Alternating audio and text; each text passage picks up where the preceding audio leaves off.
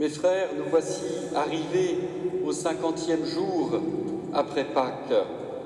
N'ayant pu célébrer ensemble les fêtes pascales, c'est une belle consolation de pouvoir vivre la Pentecôte, c'est-à-dire, bien sûr, la célébration de la venue, de l'envoi de l'Esprit Saint sur les apôtres et sur toute l'Église, mais aussi, finalement, l'annonce du message pascal. Je dois vous dire que, célébrant le jour de Pâques d'une façon très confinée, il m'a été douloureux de lire les oraisons particulières dans la prière eucharistique concernant les néophytes, car tout au long de la semaine dite In Albis, la semaine qui fait suite à Pâques, on prie particulièrement pour tous ceux qui ont été baptisés dans la nuit pascale. Alors, j'ai dit les textes, mais avec quel pincement au cœur, en me disant que, sans doute, à travers le monde, quasiment, il n'y a dû y avoir aucun baptême le jour de Pâques. Alors voilà aujourd'hui la grande consolation, et doublement, puisqu'il m'est donné, il nous est donné aujourd'hui, de vivre cette vigile de Pentecôte. Pour ma part, c'est la première fois depuis que je suis prêtre, c'est même la première fois dans l'absolu en ce qui me concerne, que je célèbre une telle vigile.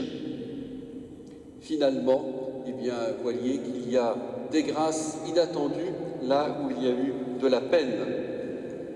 Alors j'ai découvert, comme vous sans doute, ces lectures avec curiosité. Il y en a qui paraissent évidentes. Babel, évidemment, la dispersion, alors que l'Esprit, le jour de la Pentecôte, au contraire, donne l'intelligence qui rassemble, la fameuse glosolalie. Et puis, je me suis arrêté aussi sur le livre de Joël, car c'est vraiment une lecture qu'on n'entend pas très souvent. Alors, dans un premier geste, je me suis dit, ça a l'air évident, vos fils et vos filles deviendront prophètes, vos anciens seront instruits par des songes. Eh bien voilà, sans le savoir, Joël annonce sûrement ce don de l'Esprit Saint à l'Église. Pour en être bien sûr, j'ai repris l'ensemble du livre, pas beaucoup de mérite parce qu'il n'est pas très long. Et eh bien, il faut resituer cette parole dans son contexte pour bien la comprendre. Joël parle de deux catastrophes qui ont touché Israël. Alors, on ne sait pas très bien si c'est en même temps ou s'il fait allusion à deux choses différentes. La première, c'est une invasion sauterelle, et la seconde, c'est manifestement la chute de Jérusalem. Il y a là une parole qui m'a frappé tout spécialement, et les prêtres pleuraient car il n'y avait plus de culte dans le temple. Et bien je me suis dit, nous, ça fait 2 mois que nous pleurons effectivement parce qu'il n'y a plus nos fidèles dans l'Église. Par contre, heureusement, il y avait encore un culte, le culte spirituel que tout baptisé fait monter sans cesse vers Dieu. Alors je me suis dit, vraiment cette année, Joël est pour nous. Que prophétise donc Joël? Nous venons de l'entendre dans un langage un peu apocalyptique. Ce qu'il prophétise, c'est d'abord la venue du Sauveur, dans cette expression « le jour du Seigneur », ou bien, reprenant le livre de l'Exode et l'épisode des serpents, alors tous invoqueront le nom du Seigneur et seront sauvés. La notion de salut, mais de salut dans une double dimension. Le salut immédiat pour ceux qui souffrent de façon immédiate, et puis le salut à venir, parce que ceux qui étaient dans la dispersion de l'exil ne pouvaient pas espérer un retour immédiat. Donc il y a cette annonce plus lointaine, le Seigneur reviendra, que vienne le jour du Seigneur. Alors, voilà le sens de la prophétie de Joël. vos fils et vos filles deviendront prophètes, c'est-à-dire qu'ils vont annoncer. Et que vont-ils annoncer? Eh bien, le jour du Seigneur, tout simplement. Et voilà ce que nous faisons aujourd'hui et en cette nuit. Nous annonçons le jour du Seigneur. Nous annonçons le jour où le Seigneur nous rassemble. Nous annonçons aussi le jour où le Seigneur reviendra dans la gloire, chassant toute la misère de ce monde pour nous introduire dans la vie éternelle.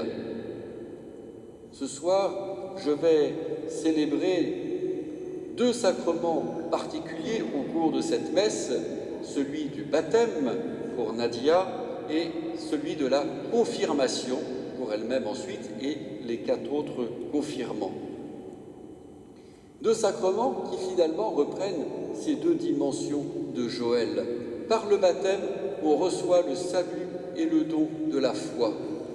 Par la confirmation, on reçoit cette mission et cet envoi.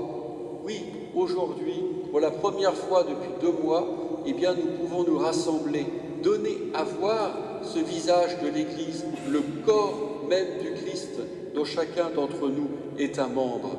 Et nous pouvons à nouveau l'annoncer. C'est bien ce qui nous manquait. Alors que notre joie soit profonde aujourd'hui, et ne doutons pas qu'il y a là une grâce toute particulière. Dans la Bible, il était d'usage, dans l'Ancien Testament, d'attribuer aux païens parfois des vertus d'instruments divins, comme par exemple le roi Cyrus, lorsqu'il donne son édit permettant aux exilés de retourner à Jérusalem, ou bien le prophète Balaam, qui est païen, qui ne peut s'empêcher d'annoncer le salut d'Israël, etc. Eh bien, je me dis que finalement, peut-être que notre président de la République a aussi joué ce rôle en nous permettant de vivre ce soir ce que nous vivons. J'aurais bien aimé que nous soyons plus nombreux. Avons-nous mal expliqué ce qu'est la vigile? Peut-être que certains n'ont pas osé prendre la place d'autres, puisque les places sont un peu comptées et mesurées. Je ne sais, en tout cas, il y a le petit chœur ici, si j'ose dire, avec les fidèles de la chorale et des servants, avec Michel Callot qui nous a rejoints parce qu'il est proche du catéchuménat, et donc rencontrant Nadia dans les différentes rencontres, il souhaitait pouvoir aussi être là ce soir. Et puis vous qui êtes là et qui représentez, donc d'abord toute l'équipe du catéchuménat, et qui représentez finalement les paroissiens, eh bien, soyons ces signes qui annoncent le Seigneur à notre monde, le Seigneur ressuscité. Amen.